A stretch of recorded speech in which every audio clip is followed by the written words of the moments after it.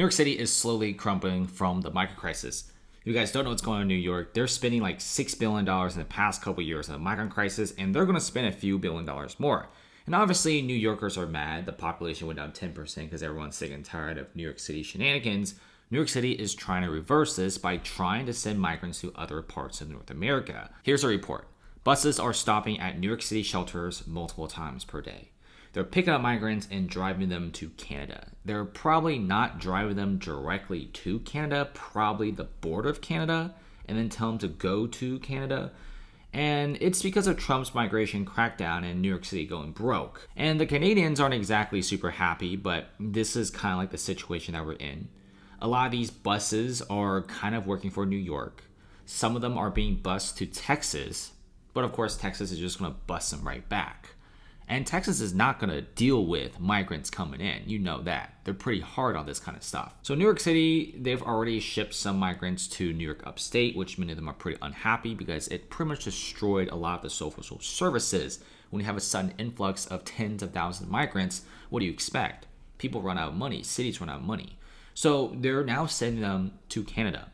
And several sources at a lot of these migrant shelters says these buses are pulling up certain times in the hour, sometimes at night, sometimes in the afternoon, and just driving them to Canada. Most of them are from Venezuela. Now, one of the reasons why New York is doing this is probably because of a recent phone call from Trump telling Mayor Eric Adams to start doing something for New York City, which Eric Adams has actually stopped giving migrants like free paid debit cards and free hotel rooms. They're kind of going broke. And even from the beginning of this year, Eric Adams just can't stop Texas from sending these migrants to New York City. They're gonna have to take this in. And Texas has sent like hundreds of thousands of migrants to New York City, and New York City is crumbling. Many people are sick and tired of New York. Did you know there's like new toll taxes in New York City? If you want to go to Manhattan, you gotta pay $15, right? Water bills are higher, property tax is higher. People are being taxed to the bone in New York City. And all for what, right? Denver, Chicago, New York City, all wanted to be sanctuary cities. They just want to be a sanctuary city. Nobody really knows why. People in Denver, for example, are pretty mad at the mayor for making their city into a sanctuary city. And Texas is like, if you want to be a sanctuary city, if you want a weak border, fine. We're going to give you all these migrants and let's see how you feel. And New York City is crumbling. Denver is in hundreds of millions of dollars of debt. And Chicago citizens are in uproar because all their tax money is being spent on the migrant crisis.